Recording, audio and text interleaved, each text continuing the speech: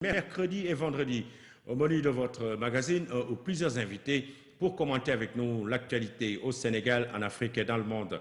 Aujourd'hui, notre actualité porte sur la numérisation et la dématérialisation des archives et sur l'élaboration de solutions système de gestion électronique des données, communément appelé GED. Alors, pour parler de tout cela, notre invité est Monsieur Cheikh Ahmadou Bamba Sow, juriste spécialiste des nouvelles technologies de l'information et de la communication.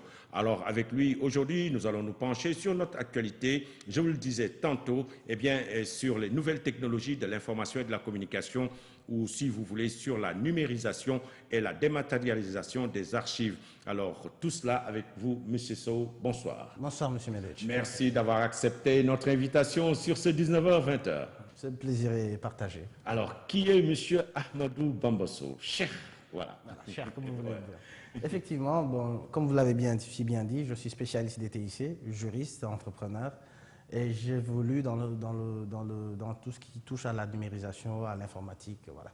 Alors aujourd'hui, vous êtes là pour partager cette expérience et ces acquis avec tous les téléspectateurs de Canal Info News. Alors, un peu sur votre cursus peut-être? Bon, ça va, disons que je suis titulaire d'un master en droit, aux sciences de l'Université de Toulouse, que j'ai aussi eu à travailler par rapport, ça va bientôt faire 15 ans sur les nouvelles technologies, donc je peux dire que je suis né avec une souris dans la bouche. Ouais. Cela m'a un petit peu permis de vivre des expériences, de faire des projets, d'être à la hauteur de beaucoup de choses que j'ai pu, voilà. Tout à fait. Alors, peut-être aller droit au but, c'est quoi la dématérialisation? La dématérialisation est un terme très simple qui consiste à transférer des supports d'information matériels vers des supports informatiques. C'est comme ça que ça se définit clairement. Pour faire beaucoup plus léger, ce n'est que le transfert du matériel, du document papier ou du film ou du carton ou tout ce que vous voulez vers un support informatique. Vers un support informatique.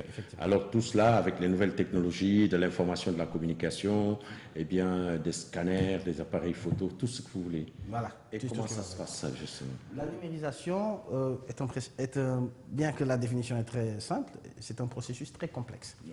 Très complexe dans la mesure où cela met en synergie plusieurs astuces, plusieurs techniques qui a une finalité de conservation de mémoire.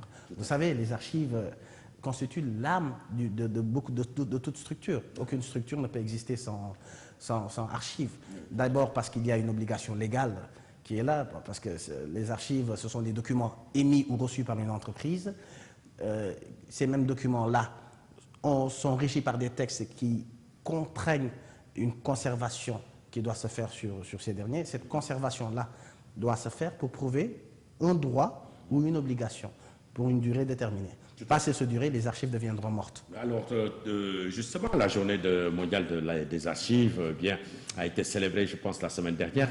Alors, où en est justement la dématérialisation, la numérisation de tout ce que le Sénégal a comme archives? Peut-être vous pouvez nous en dire un peu plus. Bon, vous savez, la dématérialisation, déjà, il faut dire que depuis 2008, le Sénégal a adopté un arsenal juridique, l'ensemble beaucoup de textes réglementaires qui ont fait de telle sorte que la numérisation est devenue accessible. Il y avait un vide juridique, en fait, par rapport à ça.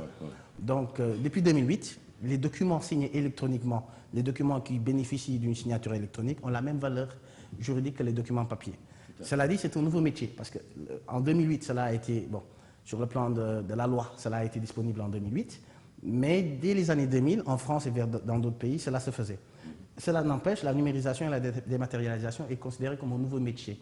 Donc il y a énormément de travail à faire, aussi bien en Afrique et aussi bien au Sénégal. Alors c'est une occasion pour dire justement à ces jeunes étudiants de tourner vers justement cette nouvelle filière. Bien sûr. Oh, mais c'est extraordinaire parce que ça ouvre des opportunités vraiment, vraiment inimaginables. On ne chôme pas, quoi. On ne chôme pas, c'est pas possible. Et puis c'est très lucratif, c'est très payant. Lucratif, tout à fait. Parce que, en fait, c'est un nouveau métier et qui allie les nouvelles technologies. Donc les nouvelles technologies déjà viennent avec leur lot d'opportunités. Maintenant, les archivistes, bon, vous allez dans beaucoup de sociétés, les archivistes sont même souvent sous-estimés, alors que c'est eux qui gèrent la mémoire de l'entreprise. Oui, tout à fait. Donc c'est comme ça que ça se passe. cette nouvelle possibilité, celui qui archive des documents a une nouvelle force, un nouveau manteau. Lié aux nouvelles technologies, il ne se fatiguera plus à faire certaines tâches fastidieuses, certaines choses seront beaucoup plus faciles pour lui et cela va lui permettre vraiment de donner un boost à l'entreprise. Tout à fait. Alors, mesdames, messieurs, je vous rappelle que vous suivez toujours le 19h-20h. Alors, avec notre invité, il s'agit de Cheikh Ahmadou Bamba-Sow, juriste spécialiste des nouvelles technologies, de l'information et de la communication. Et bien entendu, aujourd'hui, notre actualité porte sur la numérisation et la dématérialisation des archives et l'élaboration des solutions systèmes de gestion électronique des données. Le 19h-20h, c'est également des sujets. Alors, suivons ce reportage, une présentation de Numérise. Votre société produit chaque jour de larges volumes de documents. Les informations qu'ils contiennent sont la clé de votre succès. Chaque document est lié à des processus différents. Les documents sont créés, transférés, vérifiés, stockés et surtout recherchés à l'infini. Cela demande un temps et des ressources considérables. C'est pourquoi il est intéressant de prendre le temps d'étudier ces processus en détail et de les optimiser. Et c'est là que la GID, Gestion électronique d'information et de documents de l'entreprise, entre en jeu. Avec une GID, vous améliorerez votre service aux clients et aux partenaires et gagnerez du temps et de l'argent. Étudions de plus près un processus commercial, par exemple la vente d'un produit. De la demande du produit et des requêtes potentielles à la commande et la création de la facture, ce processus implique de nombreux documents au format papier et numérique. L'offre actuelle peut être stockée sous forme de fichiers Excel ou Word sur un ordinateur local ou un serveur. Les courriers électroniques échangés avec votre client sont enregistrés sur le serveur Exchange ou Note. La commande est archivée au format papier dans le dossier et la facture est enregistrée dans le programme de comptabilité. Dans ces cas-là, les sociétés qui utilisent un système de GID présentent un avantage indéniable. La GID gère tous les documents que vous accumulez au quotidien et les archive correctement dans une armoire électronique. Tous les employés autorisés peuvent y accéder depuis leur propre poste de travail. En effectuant une recherche par thème d'index prédéfini ou en lançant une recherche plein texte sur l'ensemble des documents, vous avez en quelques secondes un aperçu de l'intégralité du processus. Tous les documents sont clairement affichés dans la liste de résultats et peuvent être ouverts d'un simple clic, et ce, quel que soit leur format, papier, courrier électronique, fichier Word, fax, image ou vidéo. Avec ce système, vous pouvez répondre à toutes les demandes en quelques secondes. Vous gagnez ainsi du temps, à la grande satisfaction de vos clients et partenaires. Toutefois, une GID peut faire bien plus encore. Il vous aidera également à optimiser vos procédures internes, plus communément appelées processus de travail ou workflow. Prenons comme exemple le processus de validation des factures. Sans GID, tous les documents papier sont transférés manuellement et restent en possession d'un employé jusqu'à leur traitement, même en cas d'absence du bureau. Si cette personne établit par la suite que le document ne relève pas de sa responsabilité, elle doit renvoyer la facture et la procédure recommence depuis le début. Avec la GID, le processus de validation des factures ne change pas fondamentalement. Cependant, les factures prêtes à être validées ne sont pas transmises au format papier, mais électroniquement, ce qui signifie qu'elles restent stockées dans l'armoire électronique. Le chef de service peut contrôler la facture depuis n'importe quel poste de travail, même s'il est en déplacement, et l'approuver à l'aide d'un timbre numérique. Pendant ce temps, tous les employés autorisés ont accès aux documents et le statut du processus reste visible à tout moment. Ainsi, ces documents sont suivis dans le processus, ne risquent plus de se perdre et, en raison du traitement rapide, vous pouvez facilement profiter des remises pour paiement anticipé. Ces deux exemples illustrent bien les avantages d'une GID au quotidien. Je suis certain que vous vous demandez comment tous vos documents se retrouvent dans l'armoire électronique. Selon le type de document, le processus de numérisation est partiellement ou totalement automatisé et par là même extrêmement simple. Les documents papier, tels que factures, courriers ou autres anciens imprimés, sont numérisés. Après la numérisation, des termes d'index sont affectés à chaque document. De nombreux mots-clés peuvent être automatiquement extraits au cours du processus de numérisation. Si vous devez traiter de grandes quantités de documents, vous pouvez externaliser cette tâche auprès d'un bureau de numérisation externe, par exemple, lors du transfert d'une archive papier complète vers une GID.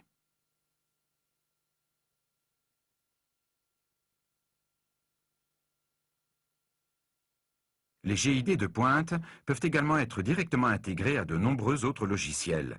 Les documents, par exemple au format Microsoft Word, sont ensuite stockés dans la GID d'un simple clic, où ils sont automatiquement enregistrés depuis votre logiciel métier.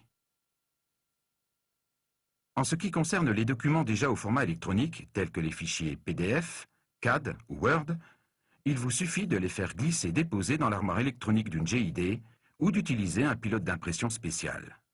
Dans le cadre de cette procédure, vous pouvez fournir des mots-clés vous-même en vue de faciliter les recherches futures ou bien utiliser des mécanismes automatisés, par exemple pour les factures sortantes, qui extraient des mots-clés spécifiques directement depuis le document.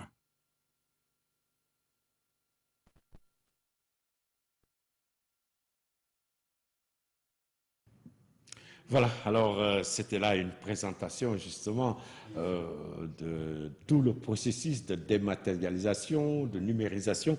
Alors, Monsieur Sow, quels sont les avantages et d'abord, quels commentaires faites-vous de ce reportage, de cette présentation? Cette présentation est assez explicite et elle montre tous les avantages. Vous trouvez dedans, quoi. Ah oui, c'est quand même, toujours un plaisir de voir que la technologie utilisés à bon escient, utilisés dans le secteur, dans tous les secteurs, parce que les archives c'est dans tous les secteurs, peuvent véritablement apporter un plus.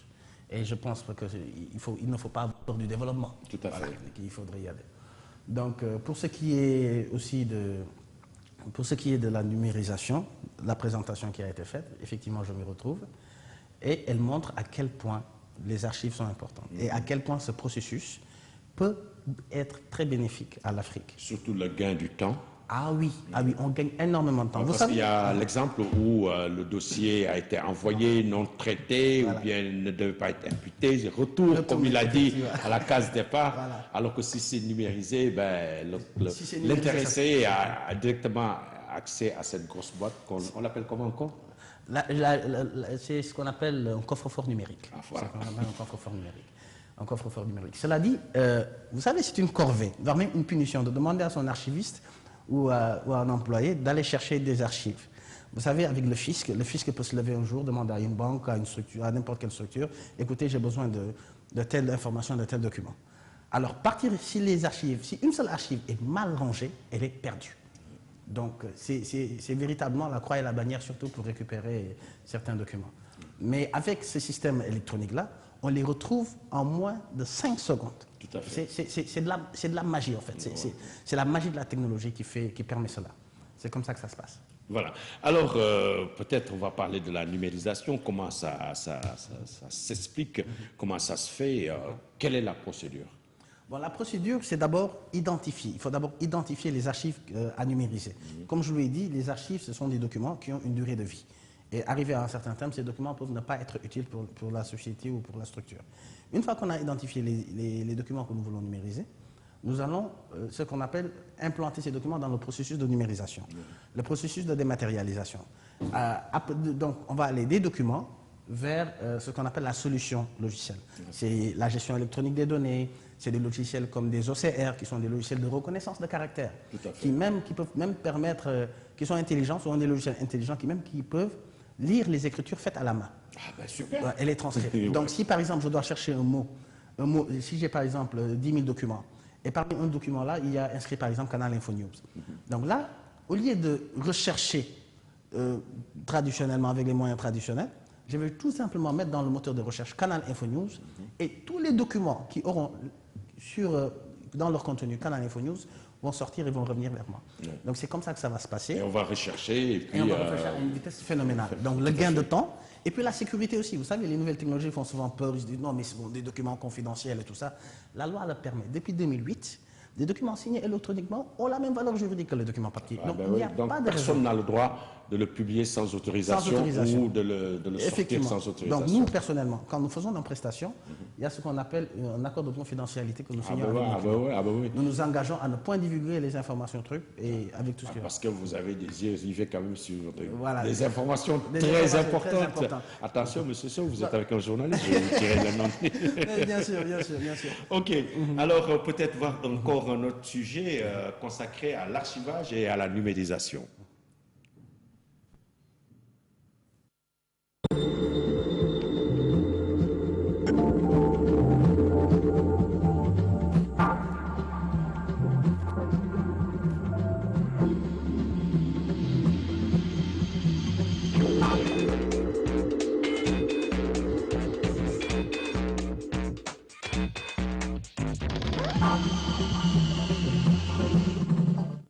L'archivage consiste à organiser, conserver, gérer et restituer tous les types de documents et supports d'information au sens large.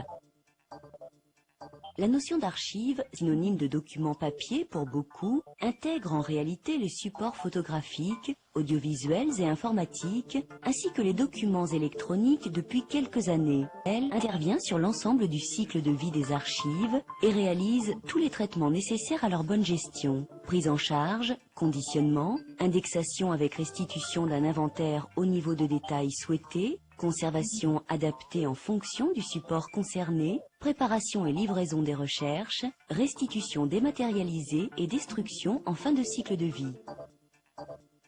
Recourir à l'expertise d'un prestataire, c'est assurer la mise en œuvre de moyens industriels et de compétences au service d'une politique d'archivage efficace, sûre et conforme aux normes et bonnes pratiques, et ce, à un coût optimal.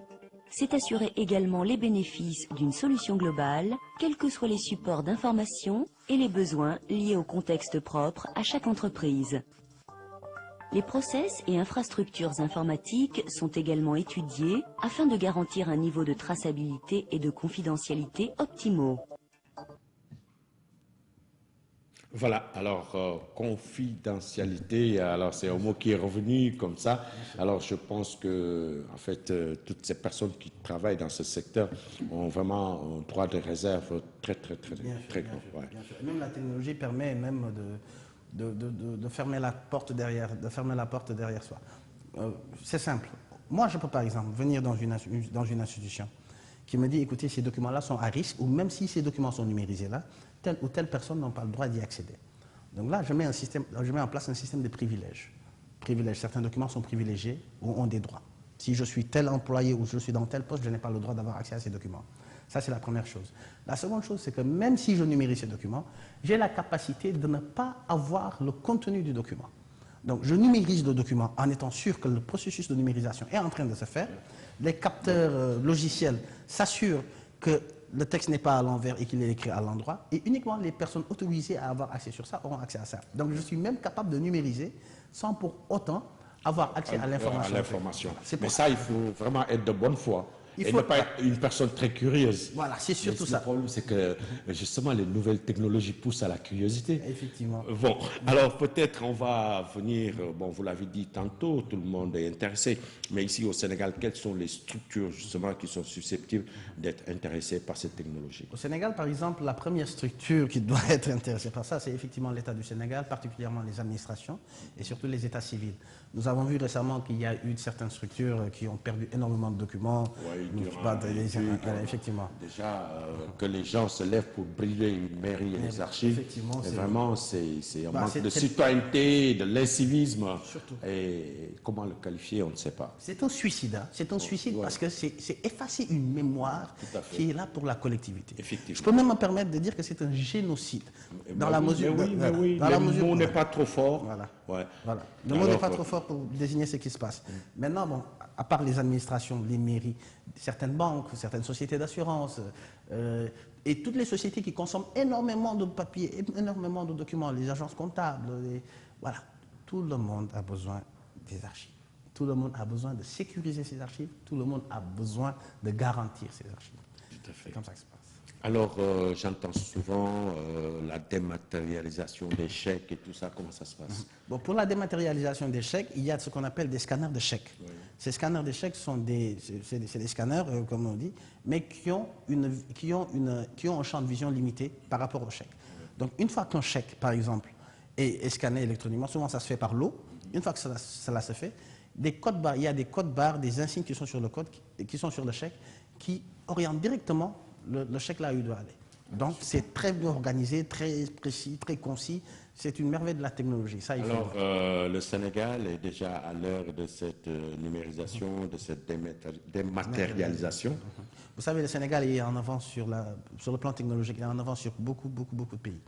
Donc, on peut dire qu'il y a des choses qui sont en train de se faire, comme par exemple la grande bibliothèque de Touba, sous l'égide de Seydi Moustapha Diatara, qui est le conservateur, qui a eu à impulser cette idée de numérisation du patrimoine mouride à travers le Saint des Saints, comme j'aime l'appeler, la grande bibliothèque de Touba. Il y a aussi des sociétés, des banques, des sociétés qui commencent à le faire avec des sociétés étrangères, alors que la main-d'œuvre est là, le savoir est là. Pourquoi aller chercher ailleurs? Tant mieux pour le 19h-20h, voilà, n'est-ce pas? C'est surtout ça. Alors, d'où vous êtes venu cette initiative? Bon, cette initiative, comme je l'ai dit, est venue par l'impulsion juridique, d'abord de 2008. Cela m'a permis je me suis dit, ah, enfin là, je ne vais plus avoir besoin de partir à l'étranger ou faire des choses. Je peux développer mon pays en étant sur place. Et c'était ça. Nous appartient. Ce pays nous appartient. Et puis c'est à nous de le construire. Personne ne viendra nous construire le faire à notre place. D'accord. Ça, c'est sûr. Ouais. Alors, mesdames, messieurs, je vous rappelle que vous suivez toujours le 19h-20h. Je vous le disais, notre actualité aujourd'hui porte sur la numérisation et la dématérialisation des archives, sur l'élaboration de solutions, systèmes de gestion électronique des données. Alors, pour nous en parler plus amplement, notre invité, monsieur Cheikh Ahmadou Bamba Sow, juriste spécialiste des TIC. Voilà. Alors, peut-être un autre élément qui nous parle justement de fracture numérique. Eh bien, je pense qu'il l'a dit tantôt, le Sénégal quand même commence à combler ce gap. C'est juste un tout petit élément à voir.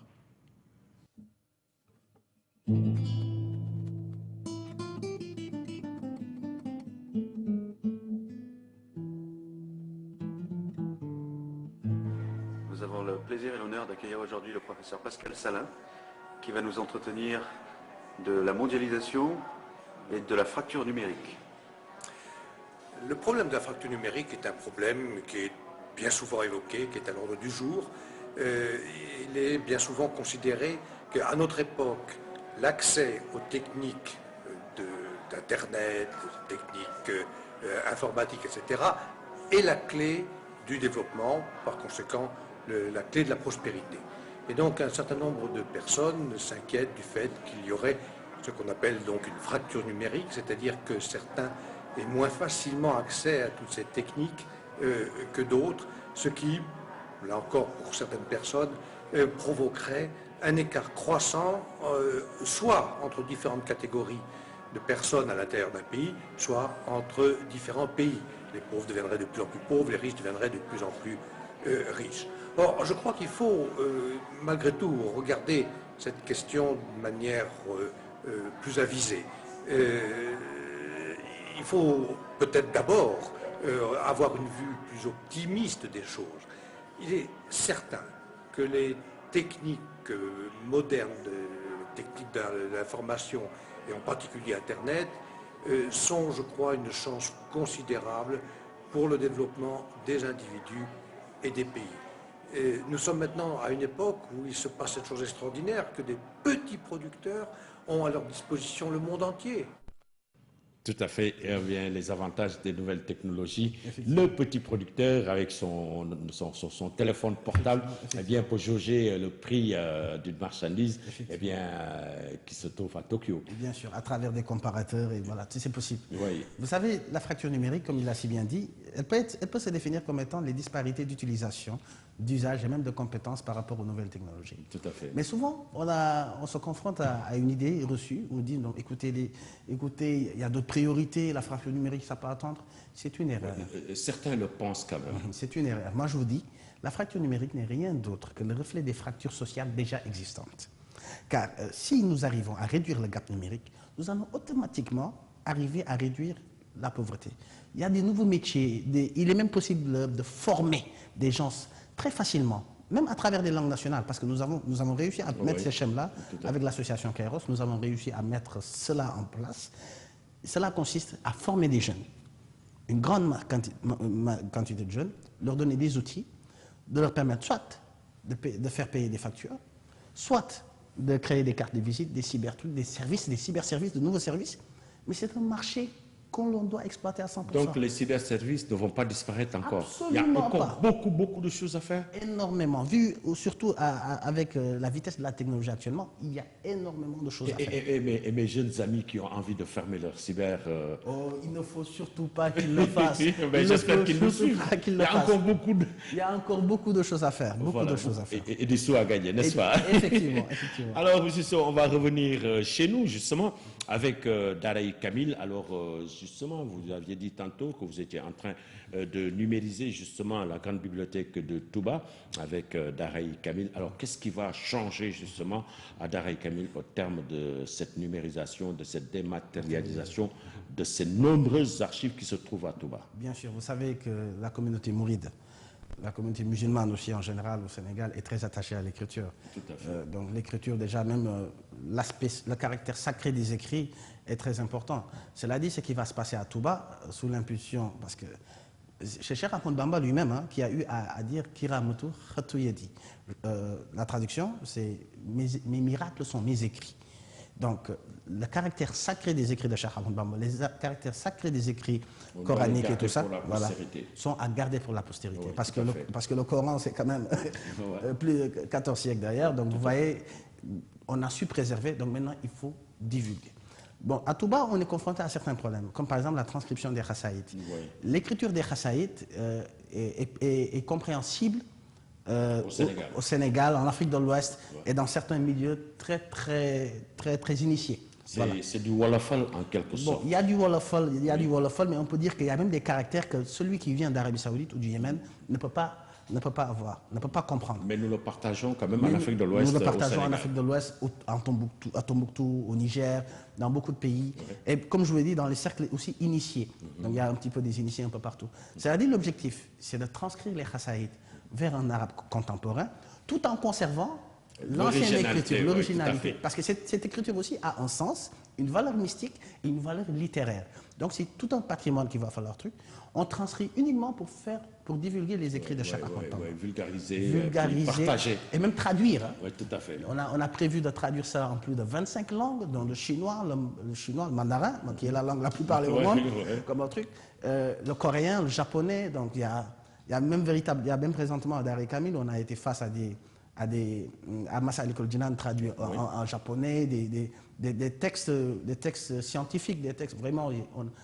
Mais c'est un trésor, ce qu'il y a là-bas. Alors ça peut durer combien de temps, cette dématérialisation, cette numérisation des archives qui se trouvent à Touba? Bon, peut-être dans un an, peut-être on finira. Parce que vous savez, bon, Touba, c'est une communauté, mais vous savez, ça demande beaucoup de moyens, énormément de moyens. Et vous avez la bénédiction du Khalif. Nous avons la bénédiction du Khalif, nous avons la bénédiction du conservateur, c'est Moustapha Diatara, qui, lui, dès le début de son magistère, a dit, écoutez, il faut préserver cela, il faut protéger cela, il faut vulgariser cela. Donc quand le projet était là, il a adhéré. Quand le projet était là, c'est même lui, on peut même dire que c'est lui-même qui nous a sommés, un petit peu comme ça. C'est Moustapha Diatara est vraiment une personne très à point sur les nouvelles technologies. Alors, bien sûr, vous avez une association de jeunes, Kairos, qui fait la promotion justement des TIC. Alors, qu'est-ce qui se cache derrière tout cela? Est-ce que vous le partagez avec tous ces jeunes, d'autant plus que vous avez dit que ça peut lutter contre le chômage des jeunes? Ah oui.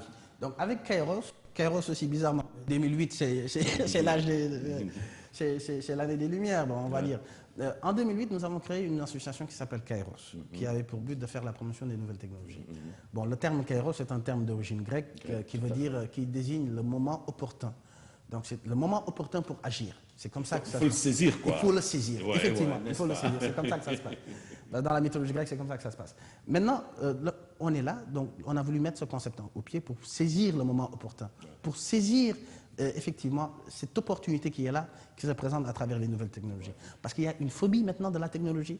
Il y a des gens qui jurent de ne plus pas toucher à Internet ni de ne pas toucher, alors que aussi bien, autant qu'il y ait des dérives, il est possible de pallier. C'est comme et de conduire une remédier. voiture. Eh ben, c'est ça. Quand on dépasse les limites autorisées, on fait des dégâts. Droit dans le mur. N'est-ce pas? Voilà. Voilà, monsieur, je vous rappelle que vous suivez le 19h-20h, votre magazine d'information sur la chaîne Tout Info, Canal Info News. Aujourd'hui, notre actualité, vous le devinez, porte sur les nouvelles technologies de l'information et de la communication, et particulièrement la numérisation et la dématérialisation des archives sur l'élaboration de systèmes de gestion électronique de données. Peut-être, Monty, eh bien, nous allons voir justement cet élément consacré à ce qu'on peut appeler numériser un document, peut-être pour replonger ses amis téléspectateurs eh bien, dans le tempo de notre sujet. Bonjour et bienvenue sur Tuto Titi, un petit tutoriel consacré à la numérisation de documents. Alors la numérisation, qu'est-ce que c'est? C'est de prendre un document physique que vous avez, le mettre dans votre scanner et de l'enregistrer au format informatique. Donc pour ça, c'est assez simple. Vous allez aller sur le bouton démarrer, en bas à gauche de votre écran. Vous cliquez dessus, vous allez sur tous les programmes, vous descendez sur accessoires. Ensuite, vous cliquez sur Paint. Paint, c'est ouvert sur votre écran. Vous allez ensuite sur Fichier, en haut à gauche. Vous descendez sur d'un scanner ou d'un appareil photo. Vous cliquez dessus. Et là, ici, vous avez cette fenêtre qui apparaît. Donc, vous pouvez faire une numérisation couleur, en photo avec des nuances de gris, en noir et blanc, ou des paramètres personnalisés. Donc, on va faire une aperçu avant de numériser. Donc, je clique sur Aperçu. Voilà. Mon scanner travaille. On voit la barre de progression. Voilà, le document s'affiche petit à petit. On attend un petit peu. Et mon document donc est numérisé. Enfin, pour l'aperçu. On va agrandir la zone de sélection, parce que le logiciel, lui, vous sélectionne ce qu'il voit en fait. Donc comme la page derrière, il n'y a rien, il sélectionne que la partie où il y a du texte. On voit donc qu'il n'y a pas de défaut, tout s'est bien passé. On numérise en cliquant sur numériser. Donc ici en bas de votre écran, vous pouvez voir une petite barre verte qui va progresser. C'est la numérisation du document qui est en travail. Donc c'est un petit peu long parce que c'est de la couleur. On va attendre encore un petit peu. Et voilà, on arrive au bout. Et mon document apparaît à l'écran. Donc là, le document est quand même relativement grand. On va faire un petit zoom en marche arrière. Vous allez sur Affichage en haut. Vous descendez sur Zoom, personnaliser, et on va le mettre en 25% pour avoir un document beaucoup plus petit. Vous voyez donc là mon document totalement à l'écran. Donc pour sauvegarder que cette partie-là où il y a du texte, on va sélectionner l'outil sélection. Vous cliquez dessus. Vous vous mettez à peu près à ce niveau-là, vous cliquez gauche, et sans relâcher votre clic gauche, vous descendez de l'autre côté du document. Vous relâchez votre clic, vous allez ensuite sur Image et Rogner pour éliminer le contour. Votre document est donc plus petit, vous avez donc sélectionné la partie à garder, et pour l'enregistrer, vous faites Fichier, Enregistrer sous. Dans cette fenêtre, Windows se met dans Images, dans le dossier Images. Le nom du fichier qui est en bleu, vous pouvez donner n'importe quel nom. Donc là, je donne Tuto Titi. Et vous pouvez choisir le type de fichier. Alors le type de fichier, c'est l'extension. On va garder JPEG pour le tutoriel et vous faites enregistrer. Notre document est donc enregistré. Pour le retrouver, vous allez sur le bouton démarrer, sur Images, et vous pouvez voir que votre fichier est ici. Pour voir, vous faites un double clic dessus, et voilà, vous avez numérisé votre document, il est enregistré dans votre ordinateur. Voilà, alors là, c'est pour les profanes comme moi, quoi. C'est le béaba, n'est-ce pas, M. Sow? Vous êtes bien modeste, M. Meledj. Bien modeste. Alors, c'est une démonstration de numérisation. Je pense que c'est très, très accessible. Eh bien, au-delà de ces grandes machines, de cette grande numérisation, ça, c'est le béaba. Bien sûr. Ça, on peut dire que la numérisation est à la portée de tout le monde, mais qu'il y a des niveaux et des degrés tout à fait, par rapport aux besoins et par rapport à la Mais j'aimerais bien que vous reveniez justement sur cette opportunité qui est offerte aux jeunes, au lieu d'aller dans les cyber, pour aller dans les sites plus ou moins interdits, ou bien, bon, pour d'autres choses, eh bien, cet avantage qu'ils ont de rentabiliser même les nouvelles technologies de l'information et de la communication. Vous savez, bon, je vais donner juste l'exemple d'un réseau social très connu, c'est Facebook. Mark Zuckerberg, bien sûr, en jeune, devenu multimilliardaire et tout ça, cela est possible ici en Afrique. Et il y a des compétences et des capacités ici en Afrique. Je peux avoir les ficelles là. on peut dire, par exemple, il y a un chercheur togolais, d'origine togolaise, ces temps-ci, qui a trouvé une alternative à la fibre optique, beaucoup moins chère. Donc c'est la connexion Wi-Fi, mais beaucoup moins chère, mais extraordinaire. Adapté à l'Afrique. Adapté à l'Afrique, adapté à nos réalités. Et ça, c'est ça qu'il se faut. L'Afrique est consommatrice de nouvelles technologies. Nous ne faisons que consommer. Cette époque est révolue. Cette époque doit être révolue, cette époque. On doit maintenant créer, innover, s'approprier ces nouvelles technologies-là. Comme je vous l'ai dit, avec Kairos, on a eu à mettre des applications en langue nationale pour apprendre à tel individu ou à tel individu comment utiliser un ordinateur en CRR, en Manjak. C'est très intéressant. Mes amis serreurs doivent être contents, là. Ils sont aux anges, hein. Ils sont aux anges, bien sûr. Nafio, et puis on clique, quoi. Et puis... Ça, c'est sûr, mais avec leur ils aiment beaucoup le tchéré, hein, les serrères. Bon, en plus, hein. Mais c'est comme ça que ça se passe. Il y a plein d'opportunités. À part cela, il y a des logiciels, comme par exemple, nous avons aussi avec Kassab, qui est un logiciel qui permet de payer ses factures à distance. Un jeune peut venir avec une caution minimale de 50 000, 100 000, qu'il peut se procurer avec les institutions de microfinance, se payer un petit ordinateur, une petite imprimante, payer une caution, et là, on pourra venir payer ses factures, par exemple, chez lui. Et lui, ça commence, mais pas très vulgarisé quand même. Ça commence, et puis c'est très rentable, mais c'est extraordinaire, toutes les opportunités qu'on peut y avoir. Tu peux m'installer quelque chose chez moi, là? Bien sûr, bien sûr. Voilà, mesdames, messieurs, je vous rappelle que nous sommes avec notre invité, Monsieur Sow, toujours sur notre actualité, les nouvelles technologies de la communication et de l'information, et particulièrement la numérisation et la dématérialisation. Ils n'ont pas attendu, c'est des groupes de jeunes qui se sont regroupés, qui se sont appropriés ces nouvelles technologies. Alors aujourd'hui, est-ce que votre association marche et quel est votre objectif? Notre objectif avec Kairos, c'est d'intégrer les systèmes éducatifs. Vous avez vu, nous venons d'une crise éducative très pénible. Hein? Oui, l'enseignement à distance, le learning, effectivement, de chez soi. De chez soi, c'est possible. Et même des interactions. Vous savez, vous avez été depuis longtemps en homme de radio. Pourquoi pas utiliser les médias traditionnels pour faire la promotion des nouvelles technologies? L'objectif de Kairos, c'est d'avoir une radio. Un média traditionnel qui va faire la promotion des nouvelles technologies. À quand l'émission sur les nouvelles technologies pour Canal? Dès que vous voulez, je suis disponible. En tout cas, c'est ça, il faut une synergie, il faut faire une alliance. Nouvelles technologies, c'est bon, mais il ne faut pas oublier les anciennes. Les anciennes sont très utiles. Imaginez-vous, avec Kairos, la radio Kairos que nous sommes en train d'élaborer, les œuvres au programme seront lues, par exemple, à la radio à des heures. Ce sera une radio purement éducative, une radio qui va s'intéresser uniquement à l'éducation. L'éducation, avec les œuvres programmes, vers tout âge, à tout âge, du CI, de la maternelle même, à l'université, avec des conférences, avec des documents très solides et avec un site internet qui va souder le reste. Imaginez une si longue lettre de Mariam Ba. Moi, à l'époque, je n'étais pas aussi paresseux que certains. Mais par exemple, on me dit, bon, écoutez, on me dit, aujourd'hui, ça passe à la radio. Je dis, bon, à 20h, aujourd'hui, chapitre 2, chapitre 3 de Mariam Ba, lu par une très belle voix, sûrement la vôtre, merci. Lu par une très belle voix, qui va permettre à l'apprenant d'être dans le... Parce que même il va lire, peut-être en sourdine, mais la lecture qu'il va recevoir et le document qui est devant lui va lui permettre de développer des facultés encore beaucoup plus extraordinaires par rapport à ça. Tout à fait. Donc on veut mettre le doigt sur l'éducation. Déjà. Oui. Ensuite, la formation. Former gratuitement des jeunes, leur donner des outils, leur donner des moyens de pouvoir assurer leur avenir Très simplement, à travers les nouvelles technologies. Parce qu'il s'agit juste d'un échange de compétences. Au début, il y a 20 ans, 30 ans, il fallait être des rats de bibliothèque. Maintenant, il faut être devant son ordinateur et être rusé, avoir un discernement, prendre uniquement ce qui est nécessaire et ce qui est utile pour nous. L'essentiel, c'est bien sûr ça.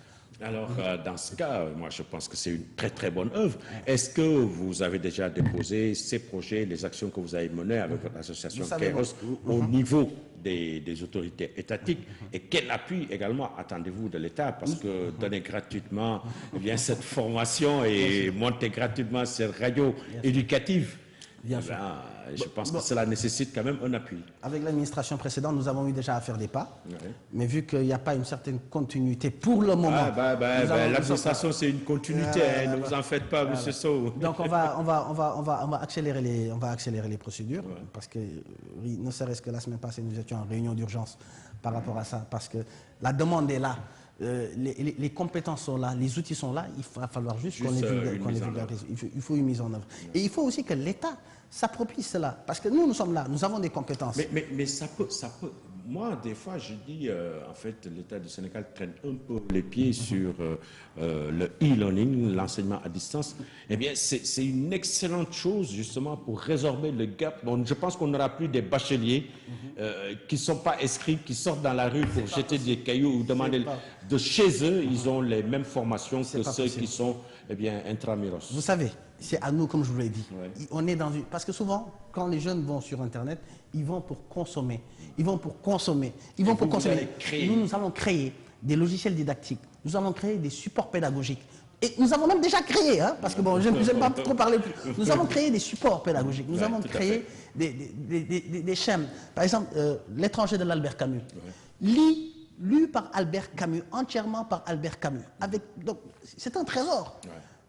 Vous prenez cela, des analyses, on est en train de voir avec l'École normale supérieure, prendre certains professeurs qu'on va mettre au devant de la scène, qui vont donner des cours, qui vont avoir des cours, qui vont avoir des pages de cours sur Internet. Tel élève pourra se dire, bon, je veux voir tel professeur, il y a tel sujet que j'ai raté, il y a tel document d'histoire, les documentaires vont être disponibles d'un côté, les documents que nous allons nous-mêmes créer vont être disponibles. Cela va permettre à tous ceux qui sont sur cette page Internet, ou tous ceux qui sont sur ce réseau social, ou tous ceux qui sont dans cet environnement, de bénéficier à maximum de la technologie au service de l'éducation et du développement. Donc, vous ne croyez plus à ces jeunes étudiants non inscrits? Ah non, moi je pense qu'il faut pas avoir peur du développement, et qu'il faut d'ores et déjà mettre tout en œuvre pour aller vers le développement. Vous savez, il y a un problème quand même social, l'environnement social. On doit aller à l'université, avoir son sac, avoir ses documents.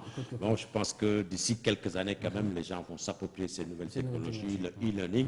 Mais on se réveille, on prend son café, et bien on choisit son heure de prendre son cours. On choisit son heure de cours, on choisit même celui qui va donner le cours. Et il est possible de repasser, mais c'est extraordinaire. Franchement, c'est une opportunité qu'il faut saisir. Nous, en tout cas, nous n'allons pas attendre qu'on vienne vers nous pour que nous le fassions voir. Nous avons d'ores et déjà faire notre campagne.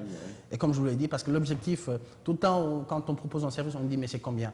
La numérisation, je peux faire payer. Il n'y a pas de souci. La dématérialisation, les sociétés, les banques.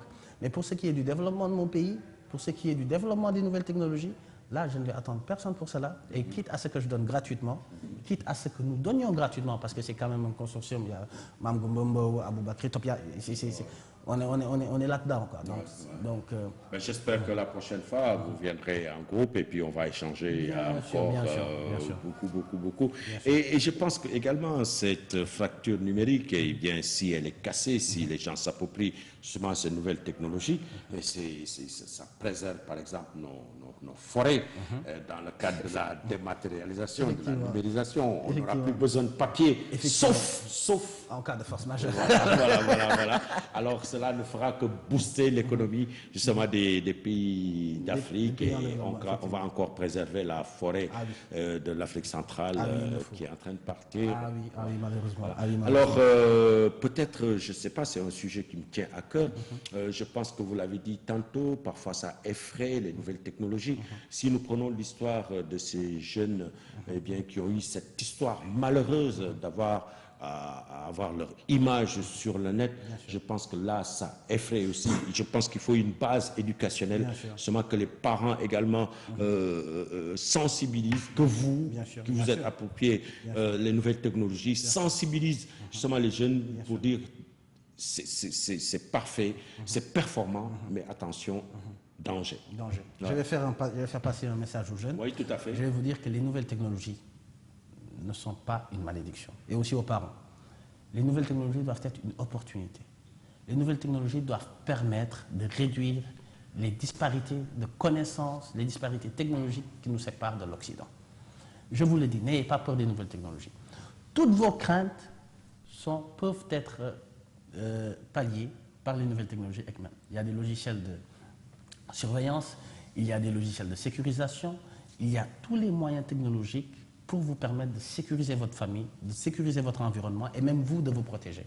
Alors n'hésitez pas, n'ayez pas peur des nouvelles technologies. L'Africain ne doit pas avoir peur du développement. Tout à fait. Voilà, merci. Eh bien, merci également pour ce conseil. Eh bien, nous le prendrons et nous le garderons bien ici à Canal. Alors, nos archives à Canal?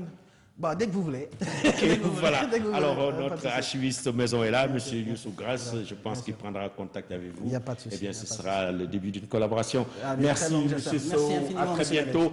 Mesdames, Messieurs, c'était notre 19h-20h. Je vous le disais, notre actualité a porté aujourd'hui sur la numérisation et la dématérialisation des archives, sur l'élaboration de solutions, système gestion électronique des données, ou si vous voulez, une appropriation tout simplement des nouvelles technologies, de l'information et de la communication, eh bien, pour aller vers, pour combler le gap de cette fracture numérique. Vous avez entendu notre invité, certainement, il reviendra avec son association Kairos. En tout cas, nous leur souhaitons bonne continuation. Mesdames, Messieurs, c'est la fin de ce 19h-20h. À très bientôt et à la prochaine émission. Merci.